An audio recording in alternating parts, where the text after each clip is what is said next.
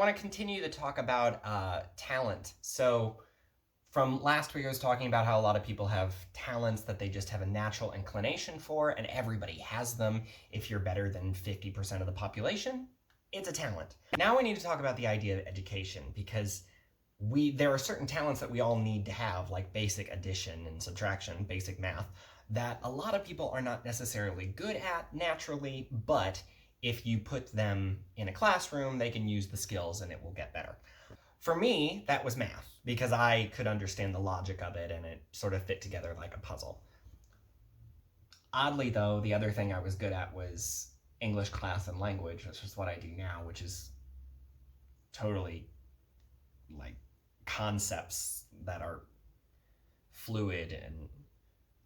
But the one thing I was not necessarily good at, or at least I look back and I think I was probably better at it than what I thought, was science class, because I was the kid who asked all the questions. I want to know why. And I had a science teacher in 8th grade who told me to shut up because I asked too many questions.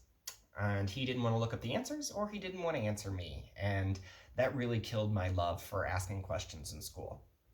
And all science teachers after that, I'm sorry. Actually, little side note here. We're going to talk about education from the point of view of a student, not the point of view of a teacher, because that's my point of view now. So I understand both sides, and I want to say, let's put a big banner up here. Can I do that? To all my teachers, I am sorry. For my mouth. You know what I'm talking about. So from the student point of view, I have a lot of things that I need to teach my students how to be students in the US and the American education system.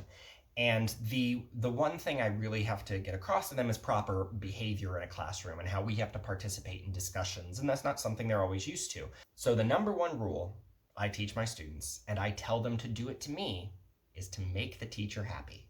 Make me happy. Do the things that I want you to do. It's a checklist that I am checking off in my head, and if you do all those things, you've made me happy, you will get a better grade. You take the same class with a different person, that checklist will be a little bit different. You need to please that teacher versus this teacher. But this isn't just for school. When you're in school, and maybe you don't have a talent for a certain area, you need to please the teacher. When you're in a job, and maybe you're not good at it, or you don't really understand what you're doing, but you have an authority figure who needs to be pleased. Make them happy. You need to please the gods in order to receive favor. Give them what they want. And again, this happens everywhere, in every level of life. I'm going to say it with laws, with the police. We follow rules. We do what we're told so that we don't get in trouble. And some laws, I don't really understand. Why can I show my nipple but girls can't? I can sexualize a man's chest just as much as a woman. So, oh, no swearing. Just teach your kids which words are good or bad. That's fine. Words are used to express meaning, and all curse words have a meaning if you're trying to get that meaning across. There you go. It might be inappropriate, but words have meaning. And if I want to use a word in a certain situation, if it's not socially acceptable, why? And this also goes for social rules. Like, I go to an interview, I need to wear a tie and a button up, and I have to shake your hand, and I have to be professional, and like, because that is what will get you what you need. These are rules you have to follow to please the person who is in charge. Play the game. Life's a game. That will be a topic of a future video, because that's all I think about is the games that we're playing all the time. So when you're in class as a student, you need to follow these checklists that I mentioned before. While you may not understand why you're doing everything that the teacher wants, the teachers know what they're doing. Teachers are taught how to educate. You don't understand that education is a skill. I didn't know I had a talent for educating until I became an educator. I'm thinking of things I should have known earlier. We're so blind to ourselves. But even if you don't understand why a teacher is making you do these things in such and such an order, or the things you have to do, and you're like, that seems really pointless, most of the times the teachers have a reason for it. Whether it's just to teach you a skill so that you can further learn how to do it later, or it's because if I don't make you do this, everything in the classroom is going to go crazy. It's also classroom management, and it's teaching your employees, your students, how to keep the process flowing, keep it going. Teachers know what they're doing. So if you don't completely understand what they're saying, this is my second rule. Second rule, fake it till you make it.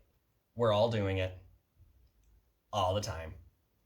No one knows what they're doing. Being a parent for the first time, how often do we hear parents just, I don't know what I was doing? Nobody does. Or my students who, at lower levels, if you ask them a question in English too quickly or using words they don't know, they just, yes. Well, I'm sorry, that wasn't a yes or no question. So you're just trying to fake it and make me happy?